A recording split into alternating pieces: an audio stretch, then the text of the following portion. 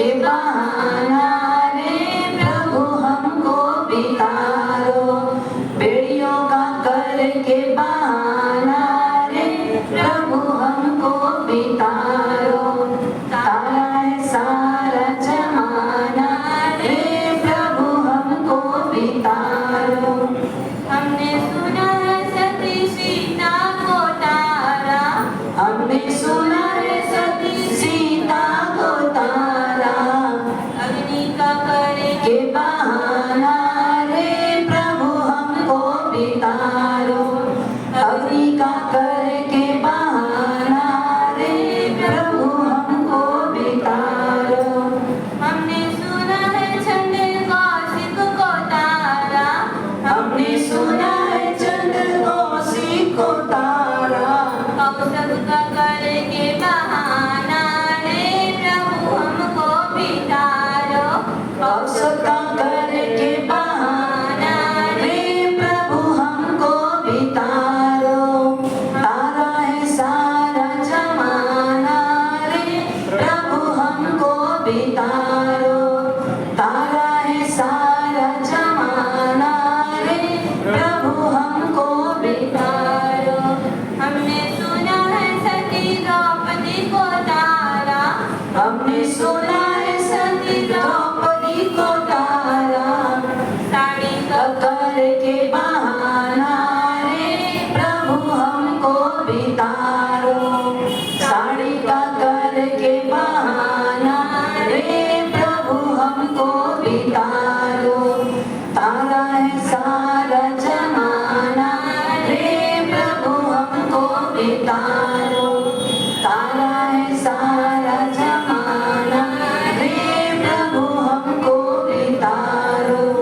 हमने सुना है स्वामी गौतम को तारा, हमने सुना है स्वामी गौतम को तारा, मोक्ष का करके बहाना रे प्रभु हमको बितारो, मोक्ष का करके बहाना रे प्रभु हमको बितारो, तारा है सारा जमाना रे प्रभु हमको बितारो, तारा है सारा जमाना रे प्रभु हमको बितारो।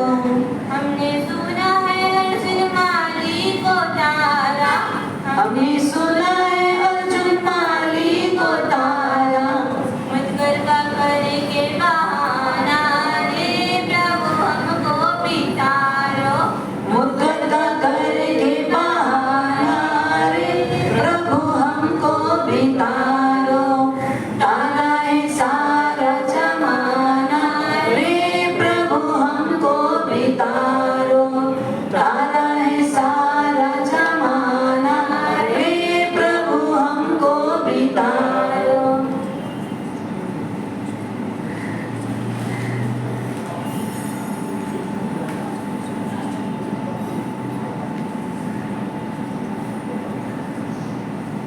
अल्पसुतं श्रुतवतां परिहासनाम, त्वद्भक्तिरेव मुखरि कुरुते बलानो, यत्कोकिलकिलमदं मधुरं विरति, चारुचाम्रकलिका निकरे करेतु। धर्म प्रेमी बंधुओं, माताओं एवं बहनों, 45 आगम के नाम आप याद कर रहे हैं। उनमें अपन 10 पयन्ना के नाम कंठस्थ कर रहे थे। 10 पयन्ना में पहला नंबर किसका है? चतुर शरण पयन्ना। उसके बाद दूसरा आतुर प्रत्याख्यान, तीसरा है महाप्रत्याख्यान, तीसरा है महाप्रत्याख्यान, और चौथा है भक्त परिज्ञा, चौथा है भक्त परिज्ञा, तीसरा है महाप्रत्याख्यान, चौथा है भक्त परिज्ञा और पांचवा है तंदूल वैचारिक। पांचवा है तंदूल वैचारिक। तंदूल वैचारिक अध्ययन में बहुत सारी सारगर्भित बातें, वैसे तो परमात्मा के हर ग्रंथों में, हर आगम में सारगर्भित बातें लिखी हुई है। तंदूल वैचारिक अध्ययन जिसके अंतर्गत मनुष्य का मां के गर्भ में आना और क्रमशः विकास करते करते करते इस मनुष्य जन्म को सफल करके जीवन पूरा करना, इसका वर्णन, जिसको लगभग कोई भी माताएं गर्भ धारण करती है, उसके पश्चात कहते हैं गर्भोत्पत्ति की सच्चाई जरूर सुनना। तो गर्भोत्पत्ति की जो सच्चाई है वो इस ग्रंथ पर आधारित है। तो पांचवा अध्ययन कौन सा है? तंदूल वैचारिक। वैचारिक विचार से वैचारिक बने। इसके साथ साथ उत्तराध्ययन सूत्र में 7वां अध्ययन एलक नाम का अपना पूरा हुआ और 8वां अध्ययन कापिलिक। कापिलिक मतलब कपिल केवल का जिसमें जीवन है। कापिलिक अध्ययन 8वां अध्ययन है जिसके अंतर्गत पूरी एक स्टोरी चली है, पूरी एक कहानी चली है। कभी आपने सुना भी होगा, लोभ करते करते करते लाभ से लोभ का ख्याल आते आते आते एक व्यक्ति को केवल ज्ञान भी मिल गया। सबने सुना है ना, ये तो बहुतों को पता भी होगा। एक कपिल राजपुरोहित का बेटा है जो कि राजा चित्रशत्रु के राज्य का है, कौशाम्बी नगरी का है, जिसके पिता का नाम काश्यप है और उनका ये बेटा कपिल है। पिता के रहते तक तो धन संपदा संपत्ति सब कुछ थी, लेकिन देखते देखते पिता के जाने के बाद ये कपिल, जिसके पास विशेष कोई धन संपदा आदि तो थी नहीं थी, सब बराबर है, लेकिन जब ये अध्ययन के लिए था तो वहां अध्ययन करते करते करते एक बार इसको एक दासी के प्रति प्रेम हो जाता है और दासी के प्रेम के कारण इसका मन जरा भी अध्ययन में नहीं लगता, पढ़ने में नहीं लगता। स्वाभाविक है, मन कोई भी एक एंगल में लगेगा। अगर मन वासनाओं की तरफ चला गया है तो वो सदा उसी के ख्याल में रहता है।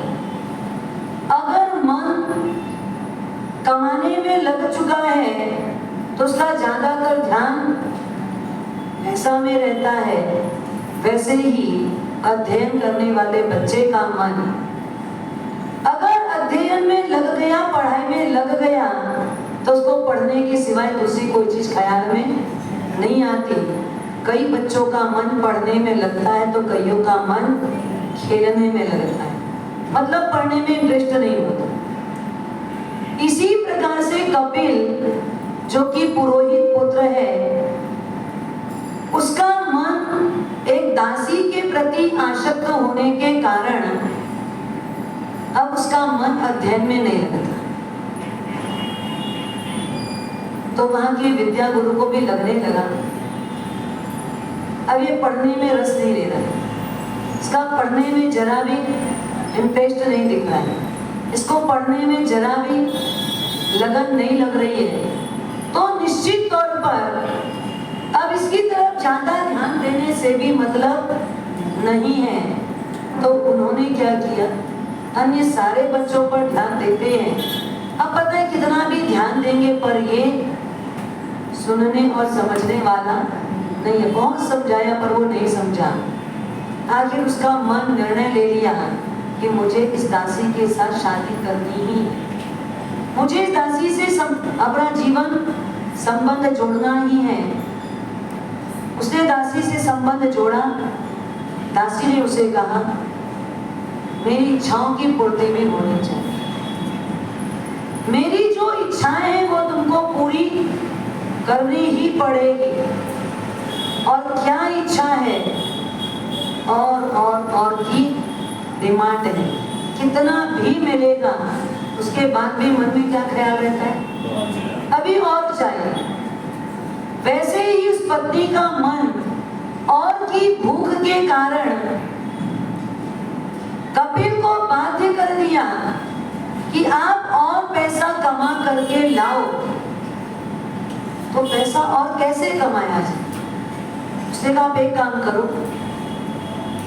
यहाँ के जो राजा हैं वो राजा जिनको सुबह सुबह सबसे पहले जाकर के कोई भी व्यक्ति आज का प्रातः हुआ उसकी बधाई दे दिया। हमारा सुबह होना भी बहुत बड़ी बधाई है कि नहीं?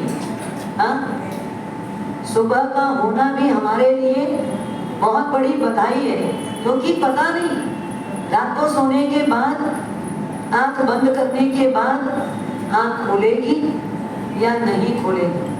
आज हमने सूरज देखा, आज का दिन मेरे लिए उगा है, मतलब मैं उठा हूँ, ये मेरे लिए सबसे बड़ी खुशखबरी है।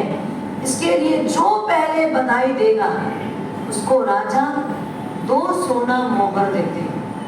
कितना देते हैं? 2 सोना मोहर देते बधाई देने वाले। कोई बधाई नहीं भी देगा तो दिन तो उगेगा ना। हमारे इतिहास के पृष्ठों पे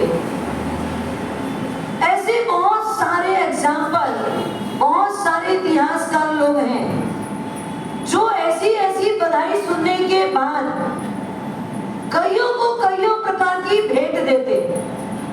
गुरु भगवंत नगर में पधारे हैं, ये सूचना जिसके मुख से सुनने को मिल जाए उसको खाली कभी लौटाते नहीं थे, उसको बधाई दिए बिना रहते नहीं थे। आप लोग सब काम सांसारिक रूप में करते, धार्मिक स्तर पे कम करते, पर सांसारिक रूप में आप आज भी करते हो। अगर कोई बच्चा को दौड़ते दौड़ते आए और बोले दादी दादी दादी आज बुआ के यहाँ पर पोता हुआ है, दादी को कौन सी बधाई दे रहा है? बुआ के यहाँ पोता हुआ है। तो दादी थोड़ा खुश होकर के क्या करेंगे? किसी ने आके सूचना आपको दी कि दादी बुआ के यहाँ पोता, आपके घर नहीं हुआ, बुआ किसके है? आपकी बेटी क्या हुआ है? तो बुआ के यहाँ पोता हुआ है, ये सुन करके भी आप बताने वाले को बख्शीश में 50-100 रुपए पकड़ा दोगे ना? जो आपको इतनी अच्छी सूचना दे, आपको लगा सूचना अच्छी है और एक हिसाब से अच्छी होगी, तो धर्म के हिसाब से तो क्या है? संसार वृद्धि। और अगर कोई आपको आगे ये बताए कि अपने महावीर स्वामी जिनालय में प्रतिष्ठा की ये डेट निकली है, जो आपको आगे बता दे, उसको आप क्या बोलोगे? धन्यवाद तक भी नहीं बोल पाओगे, सुन करके खुशी जाहिर भी नहीं कर पाओगे, और बख्शिश तो बहुत दूर की बात रह गई। बख्शिश तो बहुत दूर की बात रह गई। किसी की कोई भी गांव की प्रतिष्ठा सुन लो, किसी की दीक्षा के मुहूर्त की बात सुन लो, मुंह से एकदम निकल जाए वहां क्या सूचना समाचार में, गजब। अब एक जीव साधना के मार्ग में आगे बढ़ेगा, मतलब संसार के 6 काय के जीवों को, पूरे 14 राजलोक के समस्त जीवों को अभय दान मिलेगा। इससे अच्छी सूचना और क्या होगी? इससे बड़ी कोई सूचना? आज परमात्मा कादी नसीर होने वाले हैं। बधाई दे दे के हम थक जाए, ऐसी हमारी बधाई होनी चाहिए।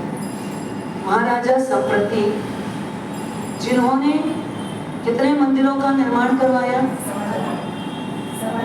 आपने कितने करवा लिए? स्वद्रव्य का मिनिमम एक मंदिर तो बंधवाना ही चाहिए। 1.25 लाख भी बंधवाओ तो क्या बड़ी बात है? 1.25 लाख बंधवा लो तो क्या बड़ी बात है? मिनिमम एक तो बंधवाओ ही बंधवाओ। जीवन में और कुछ करो या मत करो, एक मंदिर का निर्माण, एक परमात्मा की प्रतिमा बनवाने का काम अवश्य भावी करना चाहिए, अवश्य में करना चाहिए। एक आगम लेखन का काम, एक किसी भी जीव को दीक्षा दिलाने का काम, अपने जीवन में एक श्रावक खड़ा करने का काम, ये सब काम एक एक तो मिनिमम करना ही चाहिए। एक मंदिर बना लिया और आपके पास सामर्थ्य दूसरा भी बना, और सामर्थ्य है तीसरा भी बना, और सामर्थ्य चौथा भी बना, पांचवा भी बना। मकान तो रहने के लिए एक भी पर्याप्त है कि नहीं? काफी है कि नहीं? इतिहास है सब बातों का साक्षी। महाराजा संप्रति मुख में पानी तब डालते थे जब उनको ये सूचना मिल जाए आज यहाँ के मंदिर का भूमि पूजन हुआ है, या यहाँ पर आज परमात्मा के मंदिर की प्रतिष्ठा हुई है। 1.25 लाख मंदिर और 1.25 करोड़ जिन बिंब भरवाया, 1.25 करोड़ प्रतिमा भरवाई। बंगला ले लोगे कुछ नहीं होगा, गाड़ियां खड़ी कर लोगे कुछ नहीं होगा, हजारों लाखों करोड़ों अरबों का सामान इकट्ठा कर लोगे कुछ नहीं होगा। अजर अमर इतिहास बनवाना है तो परमात्मा से जुड़ जाओ। किससे जुड़ जाओ? क्योंकि वो शाश्वत है। वो क्या है? शाश्वत है। उनसे जुड़ोगे तो मरने वाला नाम भी अमर हो जाएगा, क्षणिक भी शाश्वत हो जाएगा। आप क्षणिक हो, आपका नाम क्षणिक है, उसको अमर करना है तो क्या करना? आज कई जगह देखते हैं, क्या बोलते हैं? ये संप्रतिकालीन प्रतिमा बोलते हैं, कहते हैं संप्रति राजा कब हुए? वेद निर्माण के 300 वर्ष पे हुए। भगवान महावीर के निर्माण के 300 वर्ष में हुए। आप विचार करो, आज 2300-2400 साल पुरानी बात आज भी याद करते। ये संप्रतिकालीन, क्या बोलेंगे? संप्रतिकालीन मतलब संप्रति राजा के द्वारा भराई हुई ये प्रतिमा है। संप्रति का नाम नहीं रहेगा, न रह पाता, लेकिन उन्होंने नाम क्या किया? अमर कर लिया। नाम अमर कर लिया। नाम तो मिट जाने वाला है, नाम अमर रहता नहीं है, और अमर रखना है तो क्या करना? भरत चक्रवर्ती की पोस्ट पे थे, तो सारे चक्रवर्ती अपने जीवन काल में एक बार कोटिशिला की ओर जाते हैं और वहां जाकर के अपना अपना नाम लिख करके आते हैं। वैसे भरत चक्रवर्ती भी गए अपना नाम लिखने के लिए, और देखा एक भी चट्टान कहीं से भी रिक्त नहीं है, खाली नहीं है, पूरे में नाम लिखा हुआ है, एक भी जगह खाली नहीं है। कहाँ नाम लिखूं मैं? एक नाम मिटा देता हूँ, वो अपना नाम लिख देता हूँ। जैसे ही नाम मिटाने के लिए थोड़े बड़े मन में ख्याल आया, आज मैं किसी का नाम मिटाऊंगा तो मेरा भी तो नाम मिटेगा ना। मैं किसी का नाम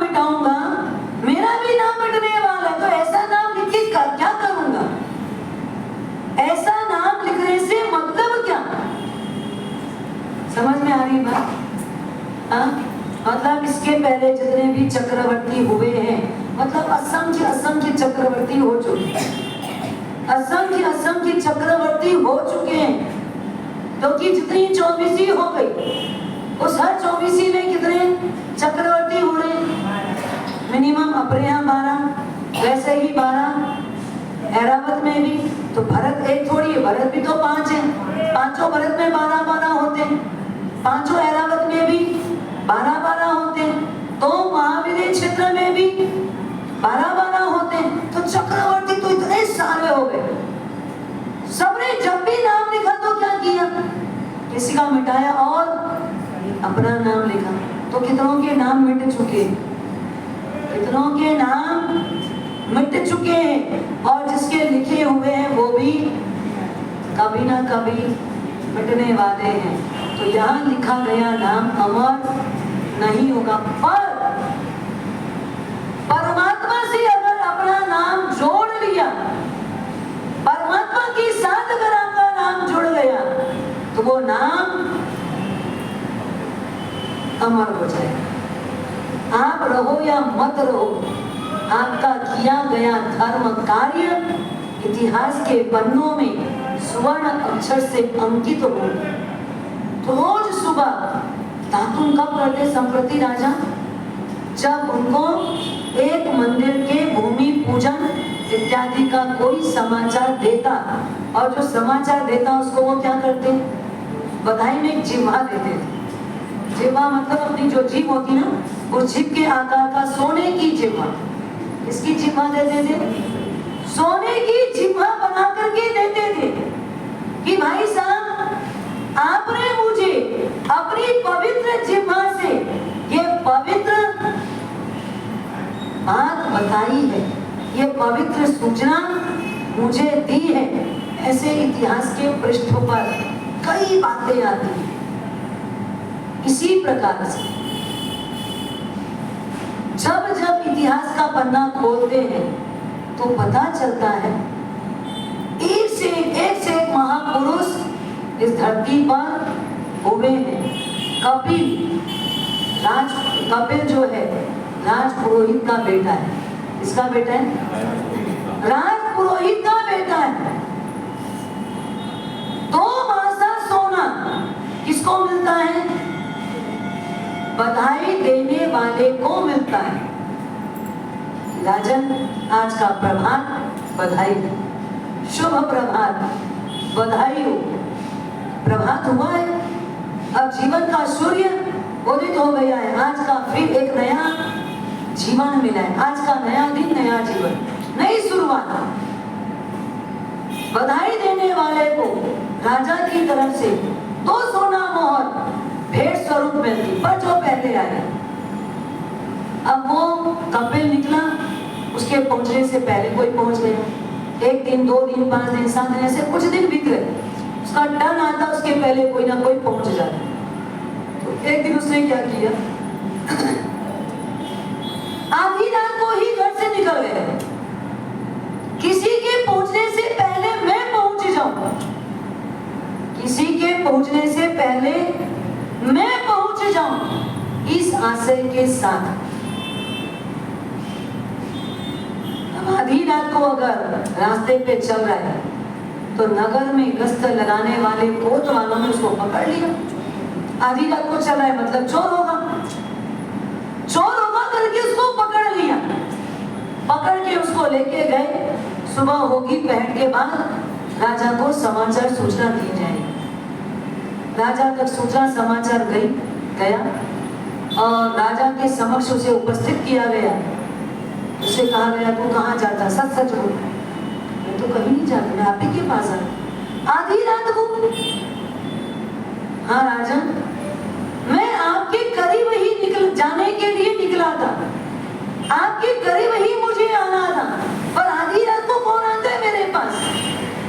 राजन, मैं पिछले कितने ही दिनों से प्रयास कर रहा हूँ आपको सुप्रभात की बधाई देने के लिए, लेकिन मेरे से पहले कोई और पहुंच जाता है। इसलिए मैं आधी रात को बाहर निकला, उसका परिचय पूछा, पता लगा ये तो हमारे ही राज पुरोहित का बेटा है। पर ये दासी के राग में रंग में फंस गया, इसलिए इसको अब नए सिरे से पैसा कमाना पड़ रहा है। फिर भी राजा ने उसकी परिस्थिति को देख करके उसे कहा, बोल तुझे कितना चाहिए? सबको तो मैं 2 सोना मोहर देता हूं, पर तू बता तुझे कितना चाहिए? उसने कहा, राजन अगर मुझे कुछ मांग करके लेना है तो मैं थोड़ा सा समय आपसे चाहता हूं, थोड़ा मुझे समय दीजिए, मैं चिंतन कर लूं, विचार कर लूं, फिर मैं आपसे मांगू।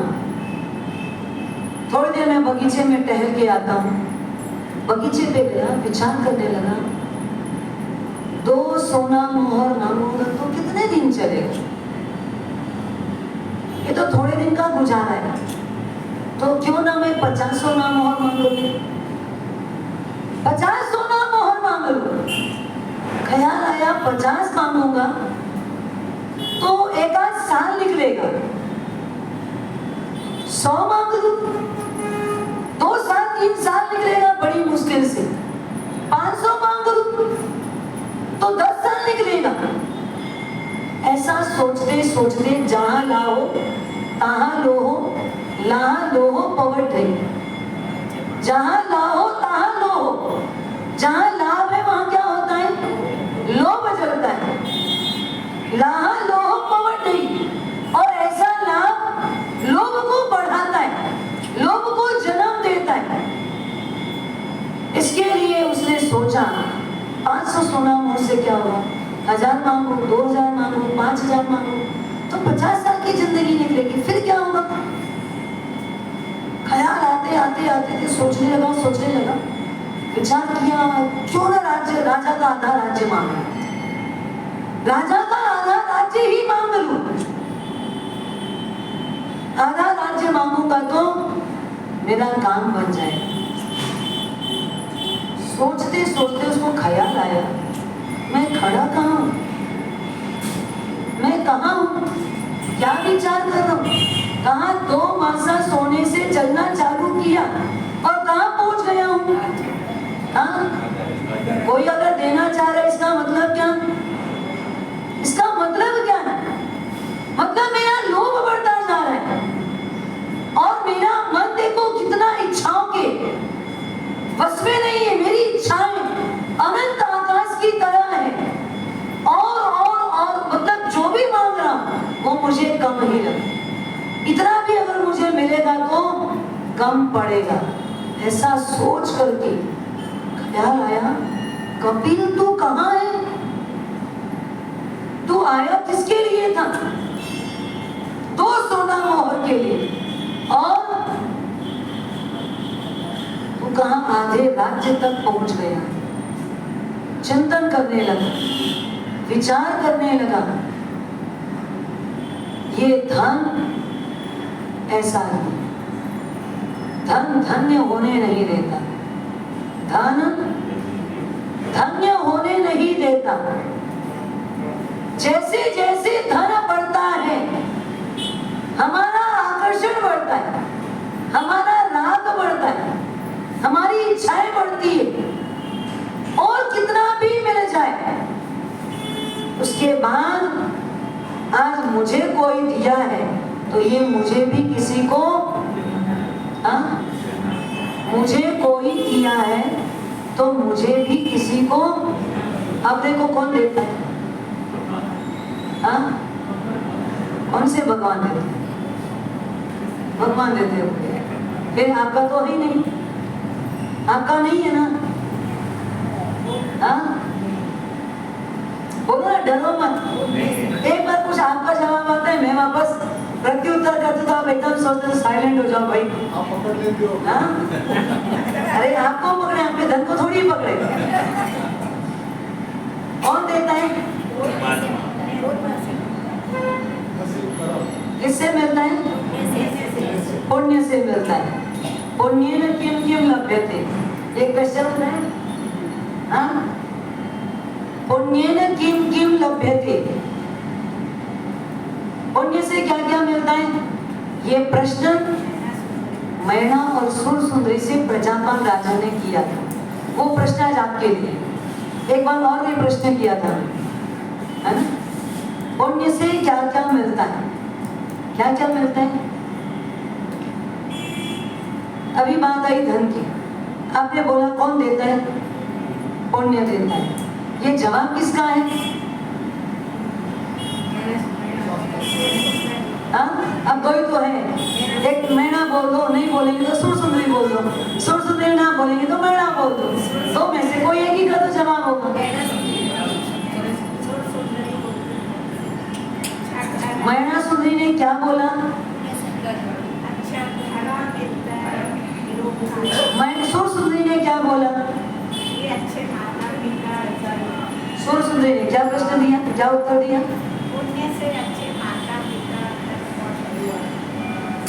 धन यौवन सुंदर देहड़ी रे लोल।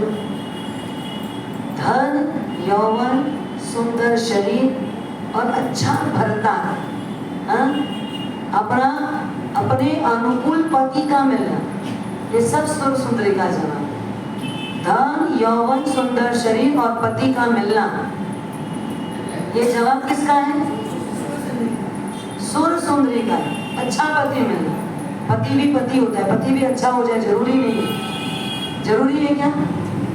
एक पति पत्नी के बीच आपस में संवाद चल रहा था, अचानक पति ने बोला, अरे तुझे पता चला जिस पंडित ने अपनी शादी करवाई थी ना, वो पंडित मर गया।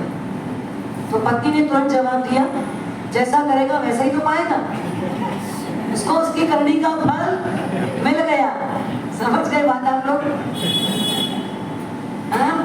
मतलब पत्नी संतुष्ट नहीं है, पति संतुष्ट नहीं है कि मुझे अच्छा पति मिला, उसने मेरे को गलत जगह जोड़ दिया या उसने गलत मेरे साथ में संबंध बैठा दिया।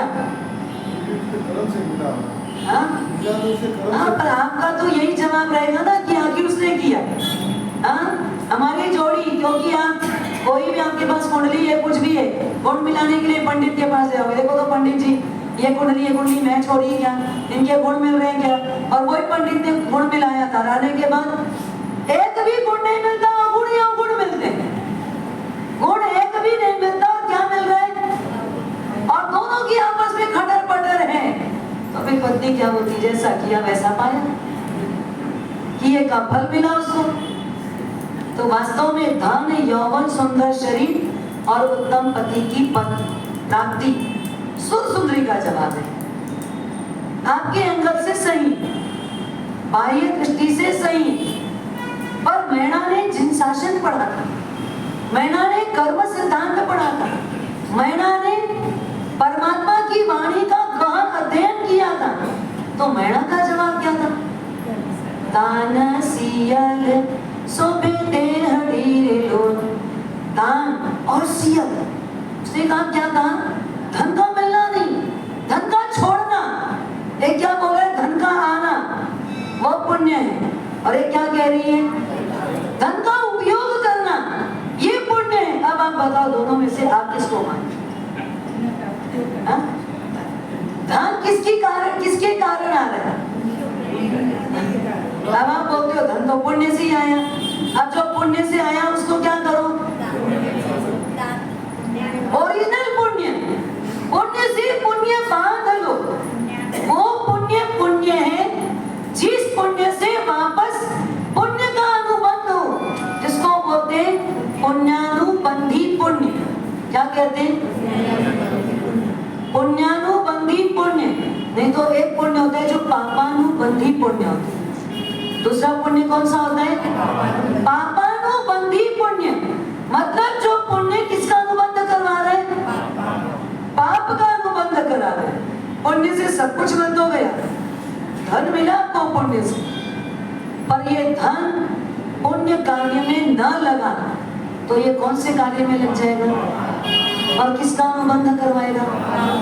पाप का अनुबंध करवाएगा। और जब पाप का अनुबंध करवाएगा तो क्रम सा लगातार पाप पाप पाप पाप पाप का ही फल मिलता जाएगा। कंटिन्यू पाप पाप का ही फल मिलेगा। तो इससे अच्छा अगर धन देने वाला कौन?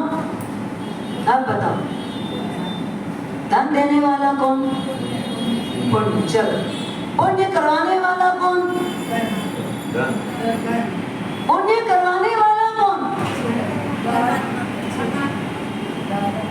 हाँ? पुण्य कौन करवाता है? अच्छा, अच्छे कर्म हम कैसे करते हैं? किसके कारण?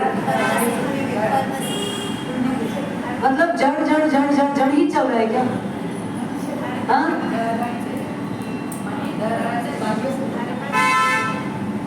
ये तो ऐसी ही वाली बात है। ये घोड़ा किसका है? मेरे सेठ का घोड़ा है। तेरा सेठ कौन है? जिसका ये घोड़ा है। हाँ? ये घोड़ा किसका है? मेरे मालिक का है। तेरा मालिक कौन है? जिसका ये घोड़ा है। आप ऐसे ही बोल रहे हो। पुण्य किससे आया? कर्म से। सब सुख कर्म कहां से आया? पुण्य से। तो पुण्य कहां से आया? शुभ कर्म से। तो ये तो क्या है? ये घोड़ा किसका है? मेरे मालिक। तेरा मालिक कौन है? बता तो भाई। हाँ, जिसका ये घोड़ा है। अगर घोड़े पर सवार घुड़सवार का जवाब, घोड़े पे सवार वो घुड़सवार जिसको लोग पूछ रहे हैं ये घोड़ा किसका है? बोलते नहीं, नाम नहीं पूछना मेरे से। अरे नाम बता। नाम लूंगा तो मेरे को आज खाने को नहीं मिलेगा। नाम बताऊंगा तो खाने को नहीं मिलेगा। क्यों भैया, ऐसा क्या काम? बोले नहीं, पूछो ही मत। पूछोगे मैं बता दिया तो आज मेरे को भूखा ही रहना पड़ेगा। तो लोगों ने बाजू वाली होटल से गरम गरम जलेबी और फाफड़ा ला के दिया। बोले पकड़, अब बोल नाम। अब तो तेरे हाथ में ना, अब कहाँ भूखा रहेगा। और जैसे ही अपने मालिक का नाम बताया, घोड़ा जोर से उछला। उछला तो क्या हुआ? वो बेचारा गिर गया। जलेबी और फाफड़ा तो कहीं और गया। हड्डियों में अलग चोट आई। लोगों ने उसे उठाया लेने के, पता लगा हड्डियां टूट गई। बेचारा रोने लगा। कहां कहां सुबह सुबह ऐसे व्यक्ति का नाम ले लिया। कहां कहां सुबह सुबह ऐसे व्यक्ति का नाम ले लिया। हजारों लाखों करोड़ों की मिलकत है, और वो मिलकत क्या काम की? जिसके मिलकत किसी सत्कार्य में नहीं लग सकती। धूल है, वो धूल है। दे गया सो ले गया। सुना है आपने ये भी उक्ति? दे गया सो ले गया, खा गया सो खो गया। दे गया सो ले गया। लिख लो सब, फिर जाके याद करना और खुद को सुनाना। दे गया सो ले गया, खा गया सो खो गया। जोड़ गया सिर फोड़ गया। जोड़ गया सिर फोड़ गया। काट गया छक मार गया। गाड़ गया छक मार गया। गाड़ दिया तो झक मारा ना, किसी के काम ही नहीं आया। हाँ, किसी को पता ही नहीं कहाँ गाड़ा है, कहाँ रखा है, कौन सी जगह पर है, किसी को नहीं पता चल रहा। तो दे गया सो ले गया, खा गया सो खो गया, छोड़ गया सिर फोड़ गया, गाड़ गया। पंक्तियां तो सारी क्लियर है ना? समझाने की जरूरत है कि समझ गए आप लोग? समझाने की जरूरत है कि समझ गए? हाँ, जितना ले जाना है क्या करो, दे जाओ। गाड़ गया झक मार गया। गाड़ गया झक मार गया। देखो, जो दोगे वो लेके ही जाओ, उसमें किसी और का कोई अधिकार नहीं है। आपने दिया मतलब आपके नाम पे एफडी हो गई, आपके नाम पे एफडी हो गई। अब उसमें किसी का कोई अधिकार नहीं है। खा गए सो खो गए, बस खाओ खाओ खाओ। यहाँ अगर 50 रुपए देना हो तो सोचना पड़े, और बाजार में जाके अगर 500 रुपए की एक थाली खानी पड़े। मैंने एक बार एक होटल वाले, कोई जैन होटल वाले थे, मैंने बोला कहा कि ऐसा सुनती हूँ मैं बाजार में सब चीजें बहुत महंगी मिलती है, होटल में बहुत महंगा है। हाँ मतलब स्वाभाविक टेस्ट देना पड़ता है, टेस्ट के हिसाब से बनाना पड़ता है। तो ऐसा क्या डालते हो कि जिससे टेस्टी होता है? कुछ नहीं, मतलब थोड़ी मेहनत लगती है, बस बनाने का तरीका सलीका थोड़ा बदलना पड़ता है, थोड़ा मसाले वगैरह वैसे जायकेदार डालने पड़ते हैं। मैंने पूछा एक कटोरी सब्जी कितने की? 200 रुपए की है? ऐसा क्या डालते हो तुम? एक कटोरी सब्जी, एक बाउल सब्जी 200 रुपए की। 200 रुपए में तो पूरा घर सब्जी खा लेते। पूरा घर परिवार 4 लोगों का कर रहे हैं तो 200 रुपए की सब्जी पर्याप्त तो हो जाएगी। हाँ 200 रुपए में एक बाउल सब्जी देते हो। और सब ये तो है ना मीडियम रेट बता है, ये मीडियम रेट है। 500 रुपए तक की भी सब्जी, 500 रुपए की भी सब्जी होती है। आपके शादी और विवाह में रेशो निकालना है। और हेड एक एक प्लेट कितने की पड़ जाती होगी? 1000 रुपए से कम की नहीं पड़ती। और हेड एक एक प्लेट 1000 रुपए से कम की नहीं पड़ती। थोड़े और अच्छे में जाओ तो 2-2000, 2,500, 3,000 रुपए सिर्फ खाने के मेनू वाले सामग्रियों की लिस्ट बनती।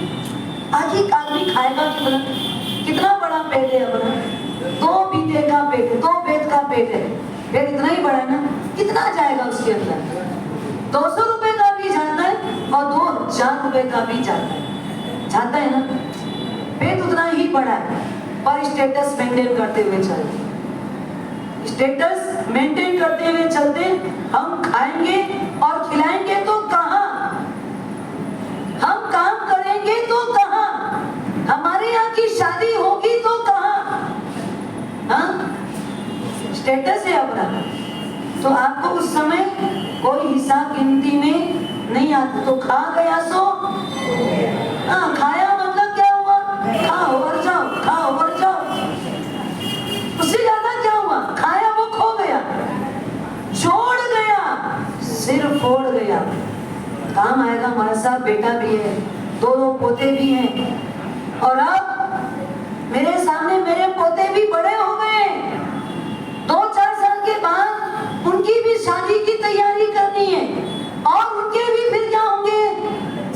बच्चे होंगे। मतलब आपके क्या हो जाएंगे? पोता के बाद हाँ वहां तक के तो अपन जीने की इच्छा रखते ही है ना कि भैया पड़पोते तक हो जाए। फिर कौन सी सीढ़ी चढ़ जाएंगे? हाँ सोने की चढ़ सकते हो क्या? जितने संसार के प्रपंच में फंसोगे फिर सोने की सीढ़ी मिलेगी? हाँ सोने की सीढ़ी मिलेगी क्या? ये तो सिर्फ और सिर्फ आपको यहाँ संतुष्ट किया जा रहा है। बस यही चढ़ जाओ सोने की सीढ़ी, बाकी आगे तो खतरा है, आगे तो खतरा है। जितना ज्यादा लंबा आप ये संसार में उलझे हो तो हमारे साथ 100 साल की तो उम्र होनी चाहिए ना। किसने मना किया? किसने मना किया? 100 साल जीना चाहिए पर छोड़ भी तो देना चाहिए।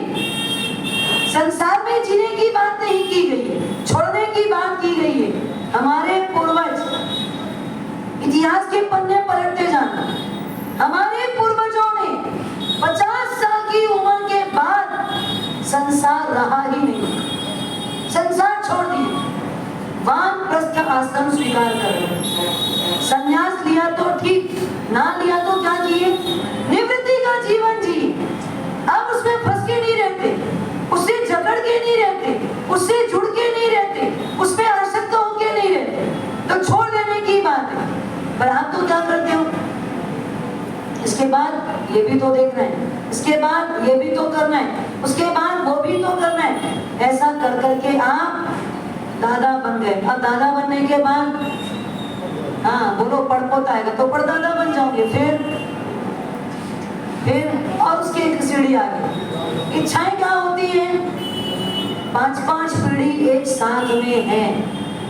गर्व महसूस होता है, आपकी उम्र है, मान लिया सब अच्छा है, पर जीवन कैसा जिया उस पर ही आपका जीवन का नव निर्माण अंकित हो सकता है। कैसा जिया? कितना जिया से कोई मतलब नहीं, कितना जिया से कोई मतलब नहीं है। कैसा जिया इस पर डिपेंड है कि आपका व्यक्तित्व कैसा है। खा गया सो खो गया, छोड़ गया, किसके लिए छोड़ा? किसके लिए? अरे पूत कपूत तो क्यों धन संचय, और पूत सपूत तो क्यों धन संचय। सुनी ना ये भी लाइन, पूत कपूत क्यों धन संचय। अगर कपूत होगा कोई मतलब नहीं निकलेगा धन संग्रह करने का। जाएगा एक बार जुआ खेल के आएगा, नुकसान पहुंचा देगा। कई पैसों में लग गया तो किस दिन आपका सब साफ कर देगा, ठिकाना नहीं पड़ेगा। तो ऐसे कोई आपका बेटा कपूत निकल जाए तो धन संग्रह करने का कोई औचित्य नहीं। और पूत सपूत तो क्यों धन संचय। अगर वो सपूत है तो अपने भुजा के दम पे जिए, अपने भुजा के ऊपर उसको विश्वास होगा और भुजा बल से वो सामर्थ्य पैदा करके अपना खुद का काम खुद कर लेगा। तो उसके लिए भी आपको करने की कोई जरूरत नहीं है। नीतिवान की क्या बोलता है पता है आपको? पिता से जन्म लिया हुआ आपके भाई और बहन है, पिता से पैदा हुए, माँ बाप से पैदा हुए, आपके लिए कैसे हैं? भाई और बहन के तुल्य हैं। तो लक्ष्मी कौन है? बहन है। हाँ, पुण्य कौन है? भाई है। पुण्य भाई है और लक्ष्मी बहन है। अगर आपके पिता ने पुण्य अर्जन किया और उसी पुण्य की बदौलत लक्ष्मी आई है, तो पुण्य और लक्ष्मी ये दोनों आपके पिता से उपार्जित हैं। ये दोनों कौन है? आपके पिता से उपार्जित है। तो लक्ष्मी अगर आपके पिता आपको देते हैं तो वो आपके लिए कौन हो गई? आप भी आपके पिता से उत्पन्न हैं और लक्ष्मी भी आपके पिता से उत्पन्न है। तो आप दोनों का संबंध आपस में क्या हो गया? तो वो भोग्य हो सकती है क्या? आप लक्ष्मी को भोग सकते हो क्या? हाँ, एक ही पिता से अगर दोनों उत्पन्न हो जाए, ये नीति कहती है, ये नीति वाक्य है। मेरे पिताजी ने मुझे पैदा किया, मेरे पिताजी ने लक्ष्मी को पैदा किया, तो हम आपस में दोनों कौन हो गए? भाई बहन हो गए। और भाई बहन हो गए तो हमारा आपस में स्नेह संबंध हो सकता है, लेकिन परिणय संबंध नहीं हो सकता। तो वो भोग्य नहीं है। लक्ष्मी हमारे लिए भोग्य नहीं है, मतलब आप स्वयं अर्जित करो। पिता से अर्जित धन आपके, तो आप सोचो जब पिता का अर्जित धन बेटे के लिए भोग्य नहीं है तो आप किसके लिए संग्रह करोगे, किसके लिए इकट्ठा करोगे? तो जोड़ गया सिर फोड़ गया। और जोड़ते जोड़ते भी लगा कहीं मेरा धन बेटे को पता लगेगा तो ये हड़प लेगा और बुढ़ापे में मुझे सुख नहीं देगा। तो क्या करो, थोड़ा धन हाँ जमीन में गड़ा के रख लो। इनकम टैक्स वाले को भी नहीं पता चलता, ईडी वाले को भी पता नहीं चलता। हाँ, लोग छुपा के रख देते दीवारों में। घर की दीवार में तो खैर वो खोज लेते, घर की दीवार को तो तोड़ तोड़ के फोड़ फोड़ के भी खोज लेते हैं। पूरी दीवार की दीवार तोड़ते हैं। हमने आंखों से देखा है दृश्य। कई घरों में बोर्ची जाते, बात क्या है? घर की दीवार टूटी हुई है, घर का काम चल रहा है। नहीं मार साहब, ये 2 दिन से ईडी वाले बैठे थे ना, ये इनकम टैक्स वाले बैठे थे ना, दीवार तोड़ के फोड़ के चेक करते कहीं कुछ निकल जाए। क्योंकि पुराने लोग चांदी का पतरा, सोने का पतरा दीवारों में चीन देते थे और उसके ऊपर फिर एक आध जोड़ लगा देते थे हल्की हल्की। अब जरूरत पड़े तो उसको निकालो और फिर उपयोग करो। कहीं कोई धन ऐसा एक आध ईंट, सोने की ईंट कहीं आपने भी दबाई तो ईंट ईडी वाले से नहीं छूटे। इसलिए आपने क्या किया, कहाँ रखा? जमीन में गाड़ा है। घर की जमीन के थोड़ा बाहर गाड़ो, क्योंकि वो वहां जाके नहीं देखेंगे, वो हमारे परिसर को देखेंगे।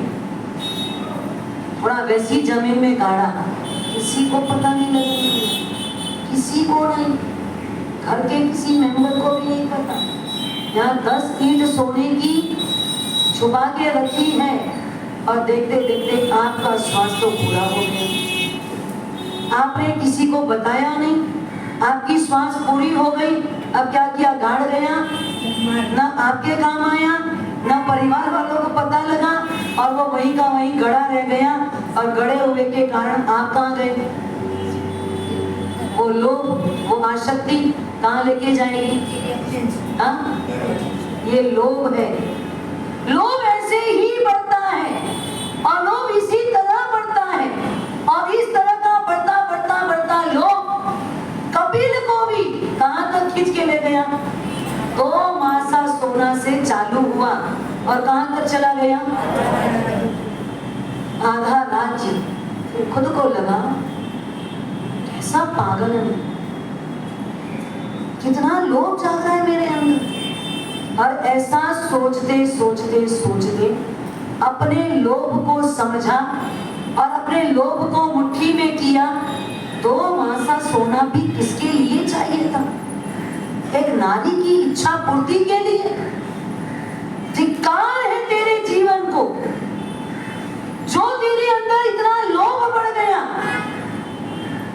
मिले ना मिले, लेकिन तेरे अंदर इच्छाएं जो पैदा हो रही है, ये तेरे लिए घातक है। और जैसी चिंतन ने करवट बदला है, वैसी चलते चलते चलते क्या हुआ? बस चारों घाती कर्म मन से लिया था, मन से छोड़ दिया। ध्यान रखना, मन से लिया था तो मन से छोड़ दिया। हाथ से लेता तो हाथ से भी छोड़ना पड़ता। बैग में रखा होता तो बैग से छोड़ना पड़ता। अलमारियों में रखा होता तो अलमारियों से छोड़ना पड़ता। पर मन से जोड़ा था तो किससे छोड़ना पड़ा? मन से छोड़ा। और जैसे ही मन से छोड़ा तो क्या मिल गया? केवल ज्ञान।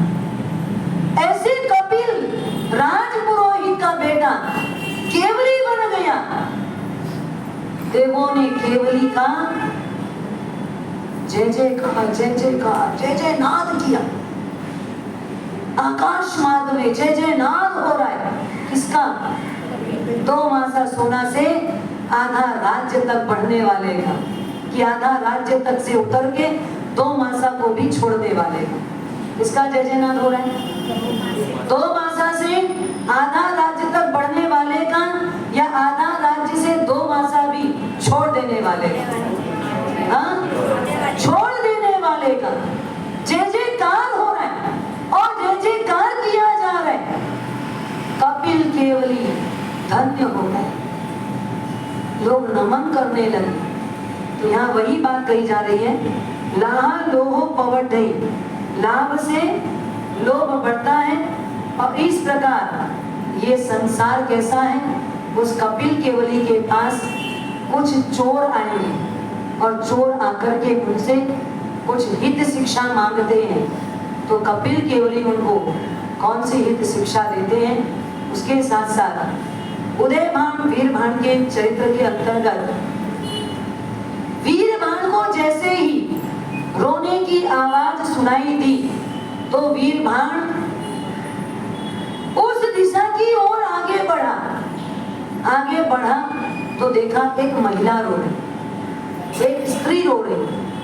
उसके करीब गया और पूछा, माँ आप रो रही हैं?